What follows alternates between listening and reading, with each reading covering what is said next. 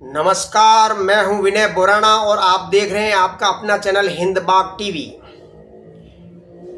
मध्य पूर्व खाड़ी देश जल उठे हैं इजराइल और अमेरिका के हमले के बाद। ईरान का दोस्त इस दुनिया में कोई नहीं है, फिर भी उसके धर्म गुरु खुमेनी की हत्या के पश्चात वो रिवोल्यूशनरी गार्ड पागलों की तरह अपने मिसाइल दूसरे इस्लामिक देशों पर छोड़ रहे हैं और इजराइल पर तो हमला कर ही रहे हैं। वो ये नहीं जानते कहां पर हमला कर रहे हैं, लेकिन लगातार हमला कर रहे हैं। खुमेनी की हत्या में पाकिस्तान का हाथ है, ये ईरान को पता चल गया है। उसके बाद वो बहुत क्रुद्ध हैं, लेकिन अभी तक पाकिस्तान पर ईरान की मिसाइलें गिरी नहीं हैं। खाड़ी देशों में जहां बहरीन, दुबई, ओमान, जहां जहां अमेरिकी सैनिक अड्डे हैं, वहां पर बेतरतीब तरीके से ईरान हमले कर रहा है, अपनी मिसाइलें छोड़ रहा है। इजराइल पर तो जो हमले कर रहा है वो कर ही रहा है। इजराइल के आगे साइप्रस पर भी ईरान की मिसाइलें गिर रही है और विनाश कर रही है। थर्ड एयर डिफेंस सिस्टम भी यहां पर फेल हो गया है।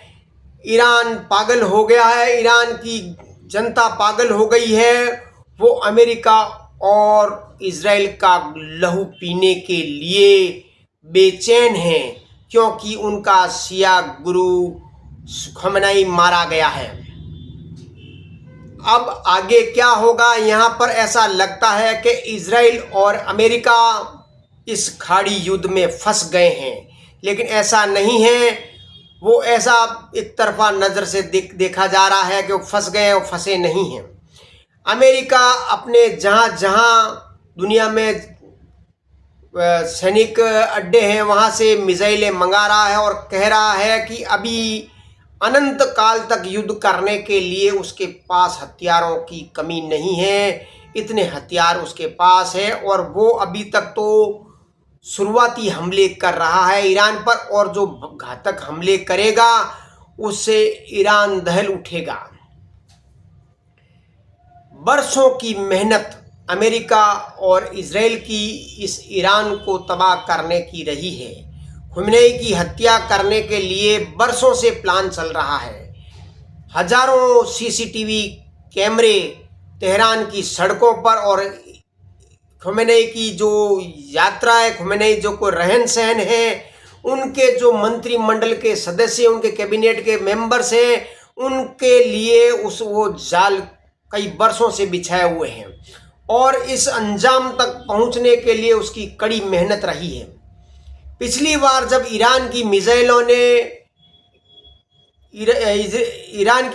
ने इजराइल को लहूलुहान किया था तो उससे वो हक्का बक्का रहा था, लेकिन इतने भयंकर और आक्रामक तरीके से इजराइल एक एक डिफेंस सिस्टम को तबाह करता जा रहा है। ईरान में वो लगभग ऐसे जैसे कि गाजा बना देगा ईरान को, और बड़े बड़े मिनिस्ट्रियां ख़त्म कर दी है, और जहां से रॉकेट लॉन्चर से वहां पर हमले बड़ी भारी पैमाने पर हो रहे हैं। ऐसा कहीं से भी लग नहीं रहा है कि अमेरिका या इजराइल कमज़ोर है या फिर ईरान कमज़ोर है। ये लड़ाई कहाँ ले जाएगी ये कहना बड़ा मुश्किल है। लोग कहते हैं कि ये थर्ड वर्ल्ड वॉर है, लेकिन ये कहना बहुत जल्दबाजी है। ईरान ने सुन्नी देशों पर भी जो हमला करके ये जता दिया है कि शिया और सुन्नी की जो भाईचारा है वो पटेगा नहीं, उसकी खाई चौड़ी हो जाएगी। जब खुमेनी कश्मीर आया था और कर्नाटक आया था तो वहाँ पर उसने आतंकवाद के बीज बोकर गया था। कश्मीर में जो आतंकवाद के बीज बोए थे उसकी फसल लहलहा रही थी। भारत को नाकों चने चबाने पड़े थे इस आतंकवाद को ख़त्म करने के लिए, 370 धारा ख़त्म करने के लिए। उसकी बीज बोने वाला ये खुमेनी ही था। आज खुमेनी मारा गया है तो भारत में जो प्रदर्शन चल रहे हैं कश्मीर, श्रीनगर वगैरह में, लखनऊ वगैरह में, तो वहाँ पर उनको ये जो प्रदर्शन करने वाले हैं उनको ये दिखता नहीं है। बांग्लादेश में जो लोगों की हत्याएं हुई है, पहलगाम में जो हत्याएं, उनके समय उन्होंने प्रदर्शन नहीं किया था। अब खुमेनेई जो कि भारत का उसे कोई लेना देना नहीं, ईरान का है, उसे हमें क्या लेना देना।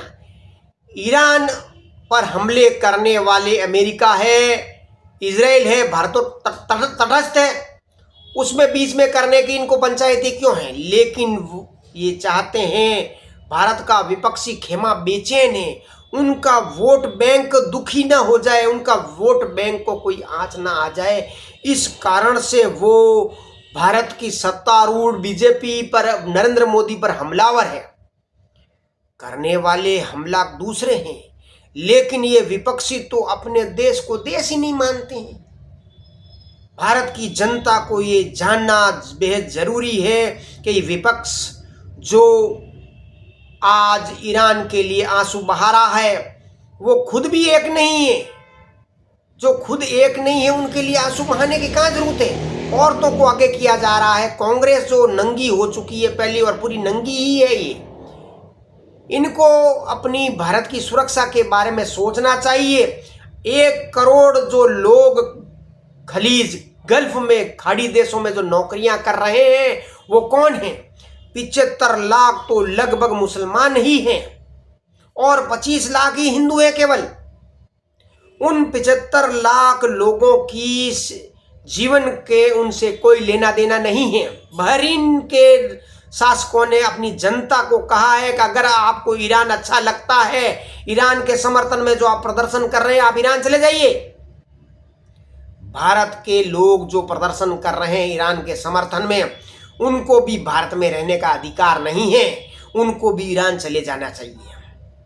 जिस प्रकार पाकिस्तान में और पीओके में जो ईरान के समर्थन में प्रदर्शन हुए हैं और जो कराची में जो प्रदर्शन हुए उनमें है जो पाकिस्तान की सेना ने गोली नहीं चलाई थी, अमेरिका के दूतावास में जो बैठे हुए सील कमांडो, उन्होंने गोली चलाकर 12 से ज़्यादा लोगों को मारा है। और ईरान के जो खुमेनेई को हत्या करने में उनमें पाकिस्तान का हाथ है। तो पाकिस्तान के विरुद्ध क्यों नहीं आंदोलन कर रहे हैं? भारत सरकार के खिलाफ आंदोलन कर रहे हैं ईरान के समर्थन में। क्यों भाई? वहां पर भारतीय सुरक्षा बलों के हथियार लूटे जा रहे हैं, उन पर पत्थरबाजी की जा रही है। ये कहाँ का देशभक्ति है? ये देशभक्ति नहीं है।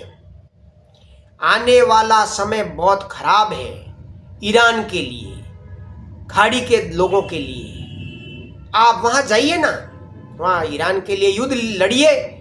वहां पर तो अभी शुरुआत ही हुई है। कुर्द लोगों को इकट्ठा किया जा रहा है। कुर्द है जो विद्रोह कर रहे हैं, जो कि इराक और उत्तरी ईरान में रहते हैं, सीरिया में रहते हैं, वो ईरान के खिलाफ युद्ध करने वाले हैं और अमेरिका अपनी फौज, आर्मी उतारने वाला है। तब आप क्या कर लेंगे? सुन्नी देशों की आर्मी को भी बुलाया जा रहा है, उनको इकट्ठा किया जा रहा है और ईरान पर हमला किया जाएगा।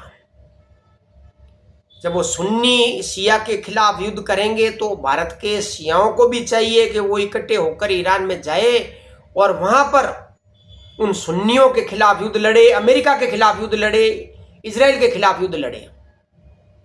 ये पहली दृष्टि में लगता है फंस गया, फंसा नहीं है। अभी युद्ध के जो रूप बदलते हुए जो दिखाई देंगे वो आप देखिए, बहुत ही खतरनाक स्थिति पहुंचाई जाएगी। भारत के लिए विकट स्थिति है, क्योंकि वो तटस्थ होते हुए भी ना तो यहाँ के लोगों को कह सकता है उनके, क्योंकि उनका जीवन, जो भारत के लोग 1 करोड़ वहाँ हैं, उनके जीवन के लिए वो चिंतित है। सब के सब 1 करोड़ लोगों को भारत में वापस तो लाया नहीं जा सकता। वहाँ की सरकारें भारत के नागरिकों को बचाने के लिए कोशिश कर रही है। ये मोदी के कारण ही कोशिश हो रही है, मोदी के कारण ही उनकी जनता की रक्षा की जा रही है। तो हमें तो मोदी को धन्यवाद देना चाहिए कि वो तटस्थ रहते हुए अपने नागरिकों की जान माल की रक्षा कर रहा है। ये विपक्षियों का सत्तारूढ़ पर कीचड़ उछालना, नरेंद्र मोदी पर कीचड़ उछालना, ये एक तरह की बहुत बड़ी गद्दारी है, देश के प्रति गद्दारी है। ये देश के दुश्मन है। ये देश के नागरिक नहीं है, ये देश के नागरिक होते हुए भी उनके खिलाफ काम कर रहे हैं। भारत की जनता को चाहिए इन लोगों को पहचानना। आने वाले समय में इनको आईना दिखाना बेहद जरूरी है। ये विदेशी शक्तियों के पैसों के बल पर यहाँ पे प्रदर्शन कर रहे हैं। ये विपक्ष तो खुद ये सोनिया गांधी यहाँ इंडिया की है नहीं, उसका बच्चे इंडिया के हैं नहीं, तो वो क्या करेंगे? वो कुछ भी करें, लेकिन भारत की जनता को जागृत होना चाहिए। इन विदेशी शक्तियों के दलालों से बचना चाहिए। दुनिया में क्या हो रहा उनको उनसे क्या लेना देना है, लेकिन ये मानने को तैयार नहीं है। जब मानने को तैयार नहीं है तो आप भी है जो इनसे इनके किनारा कर लीजिए।